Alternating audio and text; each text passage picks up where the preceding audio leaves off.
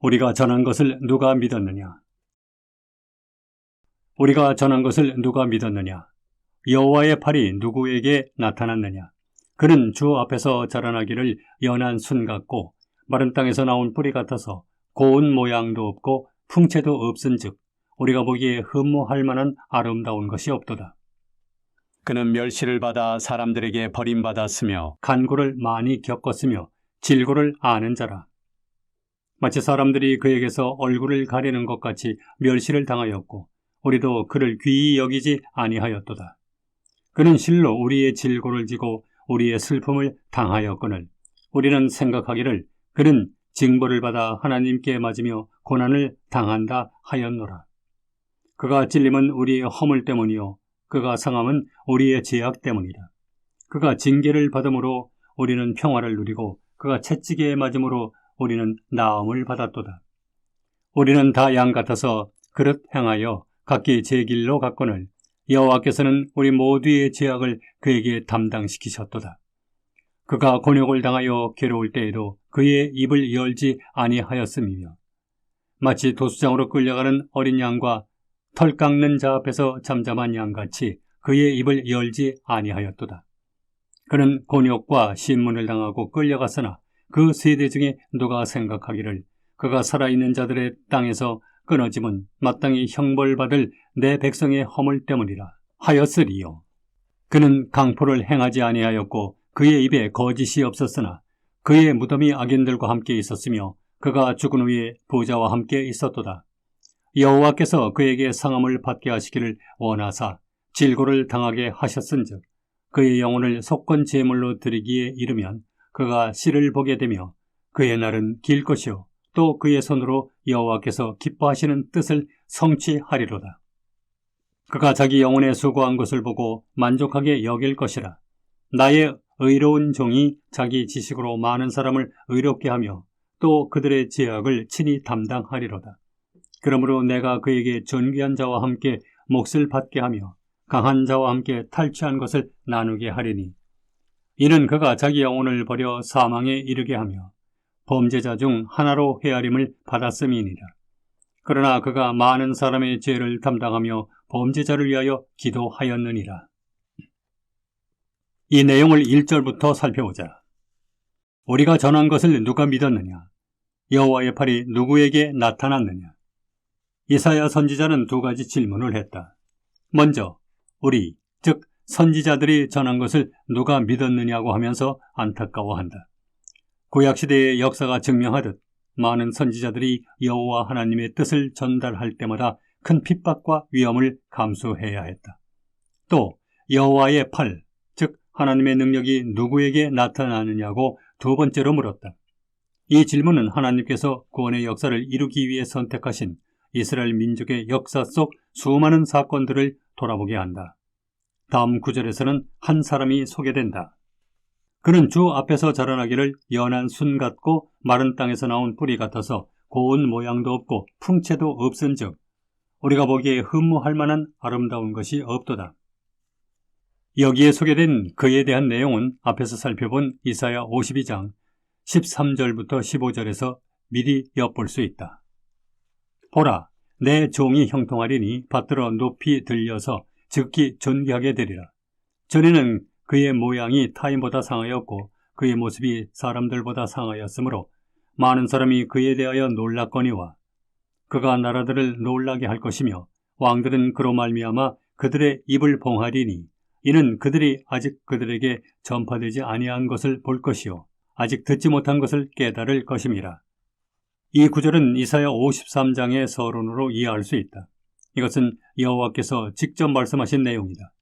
여호와께서 이 사람을 내 종이라 부르셨다. 그에게는 영광스러운 위치가 약속되어 있는 듯하다.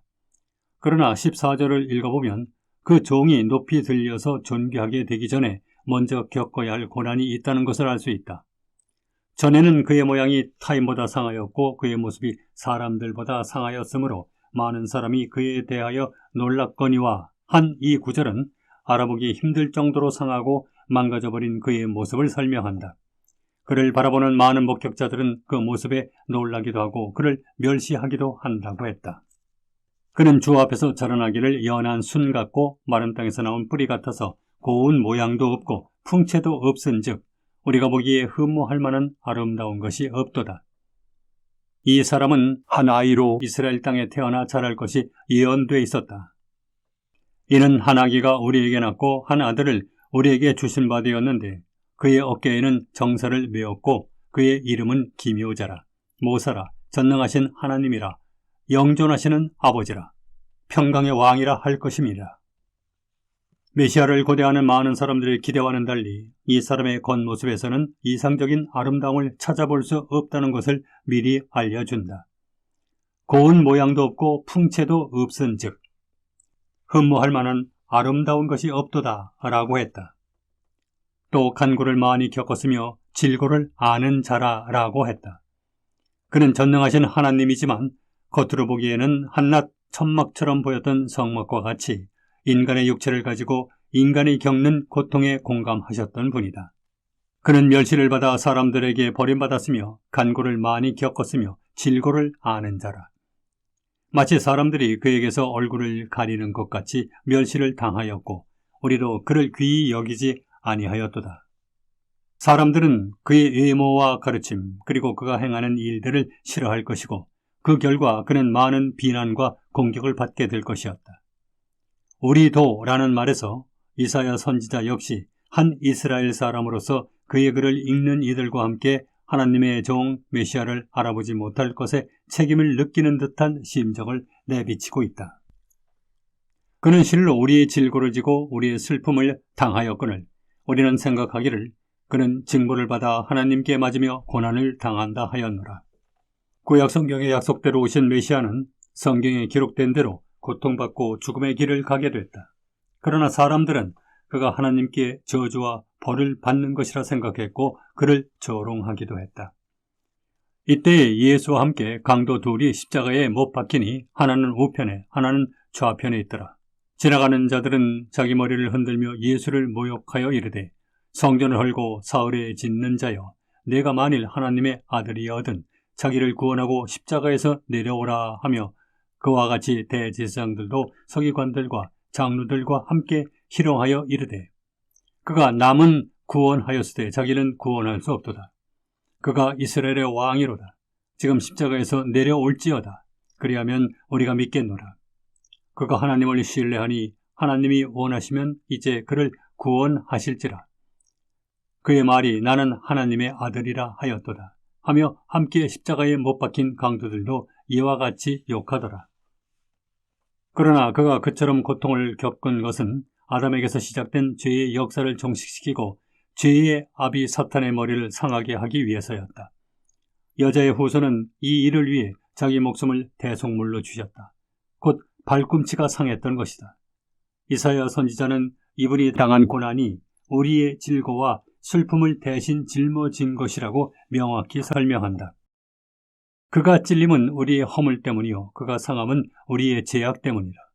그가 징계를 받음으로 우리는 평화를 누리고 그가 채찍에 맞음으로 우리는 나음을 받았도다. 아담으로부터 물려받은 죄성으로 하나님께 등을 돌리고 기록된 말씀을 무시하며 살아온 그 민족의 역사와 개개인의 삶 속에서 날마다 저질러온 셀 수 없이 많은 악한 일들, 이 모두를 한 몸에 짊어지고 세상과 개개인을 죄에서부터 해방시키기 위해 이 종은 찔리고 상하고 징계를 받아야 했다. 우리는 다 양 같아서 그릇 행하여 각기 제 길로 갔거늘 여호와께서는 우리 모두의 죄악을 그에게 담당시키셨도다. 그가 곤욕을 당하여 괴로울 때에도 그의 입을 열지 아니하였으며 마치 도수장으로 끌려가는 어린 양과 털 깎는 자 앞에서 잠잠한 양같이 그의 입을 열지 아니하였도다. 그는 곤욕과 시문을 당하고 끌려갔으나 그 세대 중에 누가 생각하기를 그가 살아있는 자들의 땅에서 끊어짐은 마땅히 형벌받을 내 백성의 허물 때문이라 하였으리요. 우리는 모두가 다 각기 원하는 대로 눈을 따라 마음을 따라 죄의 길을 걸어간다. 이 종은 그러한 우리를 그릇된 길에서 하나님 앞으로 인도하기 위해 이 세상에 태어나야 했고 우리의 죄악을 담당하고 뿌리 뽑기 위해 고난과 죽음을 택한 것이다. 사람들이 그를 조롱하며 욕하고 침뱉을 때도 그는 잠잠히 자기에게 주어진 운명을 받아들였다. 제사장들의 손을 통해 제물로 바쳐졌던 어린 양들처럼 이 종은 조용히 죽음의 길을 갔다. 그에게는 곤욕과 시문을 당할 것, 즉 억울한 재판을 통해 사형 선고를 받고 끌려가게 될 것이 이미 결정돼 있었다. 성막과 성전에서 매일, 매주 안식일, 매달 초하루, 그리고 일곱절기와 기타 여러 이유로 제사가 행해졌을 그때 수없이 많은 짐승들이 끌려가 희생됐던 모습들은 모두 한 가지 일을 가리키고 있었다. 나를 때리는 자들에게 내 등을 맡기며 나의 수염을 뽑는 자들에게 나의 뺨을 맡기며 모욕과 침뱉음을 당하여도 내 얼굴을 가리지 아니하였느니라. 주 여호와께서 나를 도우심으로 내가 부끄러워하지 아니하고 내 얼굴을 부싯돌같이 굳게 하였으므로 내가 수치를 당하지 아니할 줄 아노라. 메시아는 희생되어간 수많은 제물들의 실체였다. 묵묵히 이 모든 고통을 받아들이는 메시아의 모습은 이스라엘의 긴 역사 속에서 죽음을 향해 가는 제물들의 실체였던 것이다. 이삭이 번제에 쓸 나무를 지고 아버지 아브라함과 함께 모리아의 산을 올라갔듯이 메시아도 자기의 십자가를 메고 해골이라 불리는 한 산으로 죽음의 길을 갔다. 어느 유월절의 일이었다. 이 모든 예언과 그 예언의 성취는 먼저는 하나님의 백성 이스라엘 민족의 제사함을 위한 것이었다. 그러나 정작 그 일이 이루어지고 있을 때는 아무도 이 말씀이 이루어지고 있다는 사실을 알아차리지 못했다. 그는 강포를 행하지 아니하였고 그의 입에 거짓이 없었으나 그의 무덤이 악인들과 함께 있었으며 그가 죽은 후에 부자와 함께 있었도다. 그는 비록 재판에서 죄인으로 판결을 받아 처형을 당했지만 실제로 그에게는 아무런 죄가 없었다. 어떤 죄악의 행위라든가 심지어는 단 한마디의 거짓말조차도 그에게서는 찾아볼 수가 없었다. 그는 아담이 인류에게 전해준 죄악을 말끔히 씻어버리기 위해 완전한 의인으로서 이러한 죽음을 택한 것이다. 이 기록을 포함한 성경의 모든 예언을 이루기 위해 예정된 프로그램대로 자신을 제물로 내어준 것이다.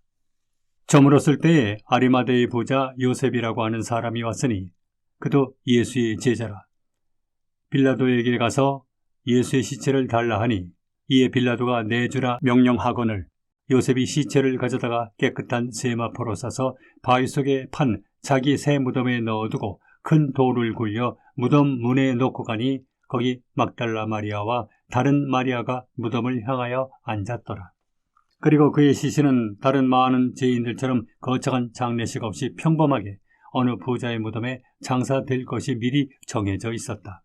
여호와께서 그에게 상함을 받게 하시기를 원하사 질고를 당하게 하셨은즉 그의 영혼을 속건 제물로 드리기에 이르면 그가 시를 보게 되며 그의 날은 길 것이요 또 그의 손으로 여호와께서 기뻐하시는 뜻을 성취하리로다. 메시아의 고난과 죽음은 하나님께서 원하시고 결정하신 일이었다. 모세의 율법을 통해 주어진 속죄 제사의 실체가 이렇게 드러나는 것이다. 메시아의 생명, 영혼이 죄를 위한 제물로 드려짐으로써 율법의 모든 요구가 충족된 것이다. 이렇게 죽음을 맞은 이 종에게 그 이후에 안겨질 것은 긴 날, 즉 영혼에 대한 약속이다. 이는 주께서 내 영혼을 스올에 버리지 아니하시며 주의 거룩한 자를 멸망시키지 않으실 것임이니이다. 이 구절이 개역 한글 성경에는 이렇게 돼 있다.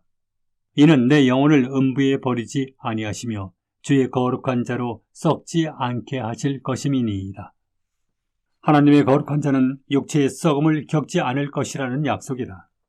또 하나님께서 죽은 자 가운데서 그를 일으키사 다시 썩음을 당하지 않게 하실 것을 가르쳐 이르시되 내가 다윗의 거룩하고 미쁜 은사를 너희에게 주리라 하셨으며 또 다른 시편에 일러스되 주의 거룩한 자로 썩음을 당하지 않게 하시리라 하셨느니라.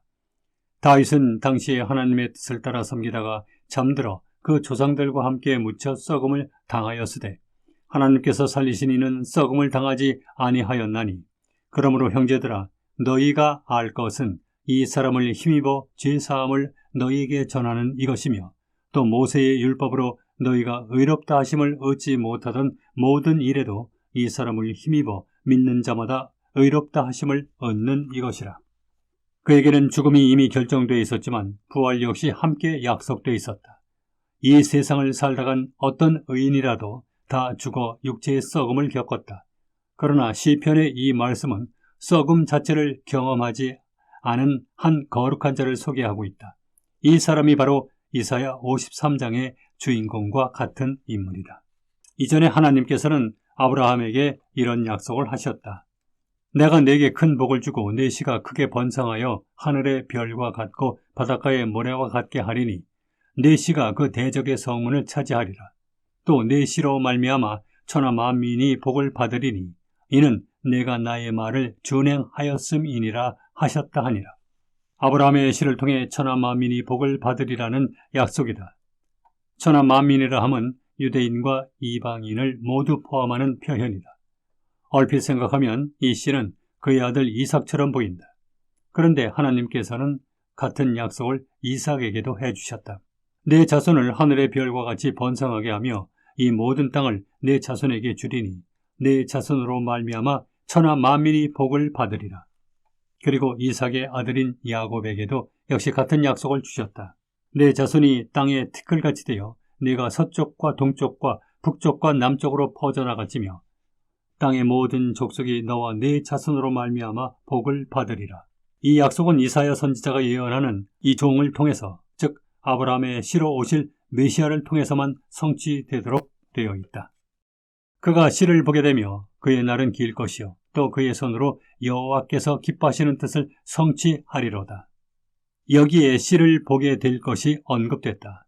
많은 사람들이 그의 죽음에 대한 깊은 의미를 알게 됨으로써 하나님께서 약속하신 이 복에 참여하고 메시아를 믿고 따르는 그의 씨가 될 것이 기록됐다.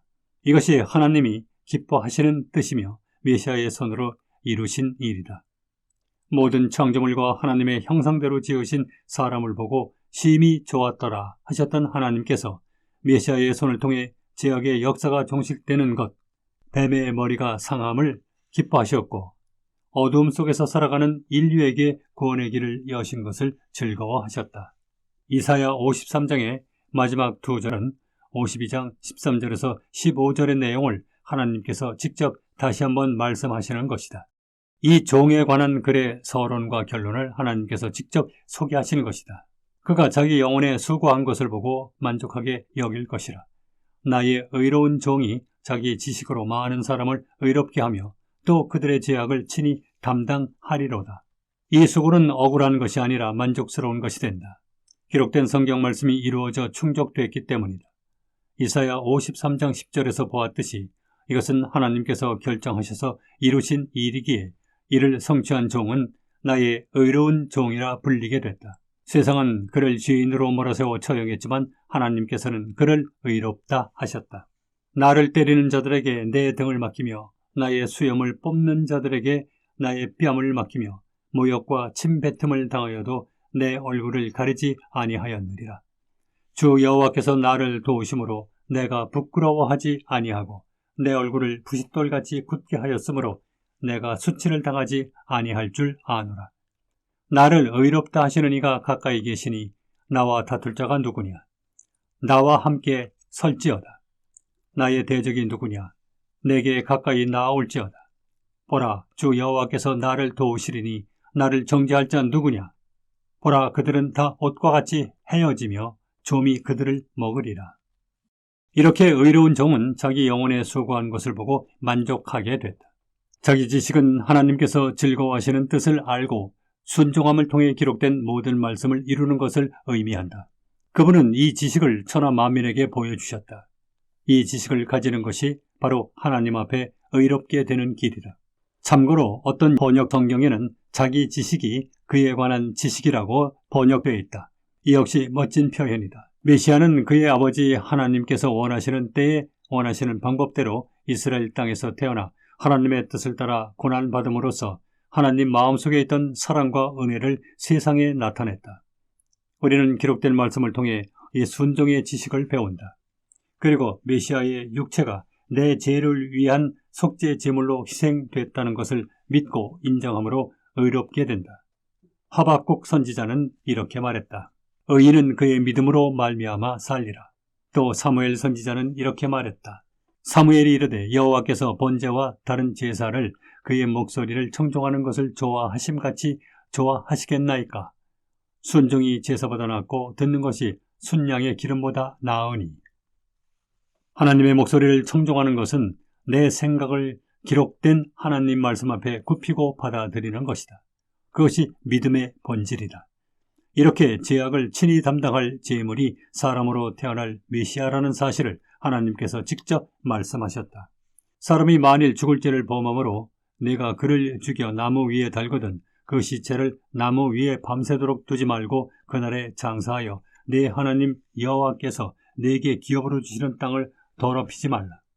나무에 달린 자는 하나님께 저주를 받았음이니라. 그러므로 내가 그에게 존귀한 자와 함께 몫을 받게 하며 강한 자와 함께 탈취한 것을 나누게 하리니 이는 그가 자기 영혼을 버려 사망에 이르게 하며 범죄자 중 하나로 헤아림을 받았음이니라. 그러나 그가 많은 사람의 죄를 담당하며 범죄자를 위하여 기도하였느니라. 메시아는 저주받은 자로 여겨지고 범죄자 중 하나로 헤아림을 받았다고 했다. 그는 모세의 율법대로 돌에 맞아 죽은 것이 아니다. 로마 제국의 사형법대로 나무, 십자가에 달려 죽었다. 그러한 메시아의 모습이 모세를 통해 미리 소개됐고 그대로 성취됐다. 요셉이 먼저 형제들의 손에 의해 미디안, 이방인 상인들에게 팔리고 미디안 상인들에 의해 애굽인에게 팔렸듯이 메시아 역시 유대인들의 손에 의해 이방인들에게 넘겨지고 이방 나라의 법대로 처형당했다. 유대인과 이방인 모두가 메시아를 알아보지 못했고 그를 배척하여 죽음으로 내몰았다. 그러나 실제 메시아는 인류의 죄값을 치르기 위한 피 흘림과 죽음을 위해 세상에 태어난 것이었다. 내가 내 목숨을 버리는 것은 그것을 내가 다시 얻기 위함이니 이로 말미암아 아버지께서 나를 사랑하시느니라. 이를 내게서 빼앗는 자가 있는 것이 아니라 내가 스스로 버리노라. 나는 버릴 권세도 있고 다시 얻을 권세도 있으니 이 계명은 내 아버지에게서 받았노라 하시니라. 그는 그러한 고난과 죽임을 당하는 중에도 자기를 보내신 창조주 아버지 하나님께 죄인들의 영혼 구원과 구속을 위해 끊임없이 기도하고 있었다. 그러나 그가 많은 사람의 죄를 담당하며 범죄자를 위하여 기도하였느니라. 해골이라 하는 곳에 이르러 거기서 예수를 십자가에 못 박고 두 행악자도 그렇게 하니 하나는 우편에 하나는 좌편에 있더라. 이 예수께서 이르시되 아버지 저들을 사하여 주옵소서. 저희들이 하는 것을 알지 못함이니이다 하시더라. 앞서 이사야 53장 9절에 그의 무덤이 악인들과 함께 있었으며 그가 죽은 후에 부자와 함께 있었도다 한 대로 그는 죽어서 무덤에 장사될 것이 성경에 기록됐다. 또 우리는 이사야 53장 12절에서 의로운 종에게 부활을 통해 주어질 영광에 대한 약속을 볼 수 있다. 존귀한 자와 함께 몫을 받게 하며 강한 자와 함께 탈취한 것을 나누게 하리니 라는 12절 말씀은 존귀한 자와 강한 자가 함께 유업을 받는다는 의미다. 이것은 이 땅을 네 자손에게 주리라 라고 아브라함에게 말씀하셨던 하나님의 언약이 이루어진다는 뜻이다. 여기서 존귀한 자와 강한 자는 인류의 죄악을 담당한 메시아를 믿고 기다려온 모든 의인을 뜻한다.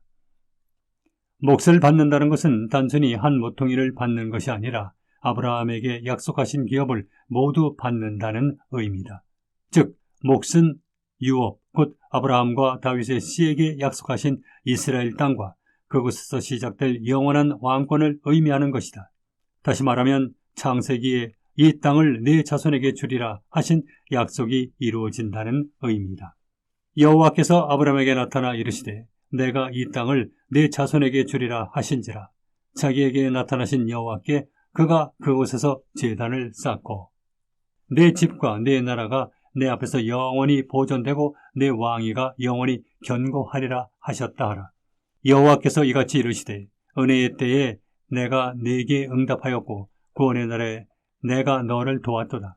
내가 장차 너를 보호하여 너를 백성의 언약으로 삼으며 나라를 일으켜 그들에게 그 황무하였던 땅을 기업으로 상속하게 하리라. 그리고 그의 왕권과 나라는 온 세계에 이르게 된다. 내게 구하라. 내가 이방 나라를 네 유업으로 주리니 네 소유가 땅 끝까지 이르리로다.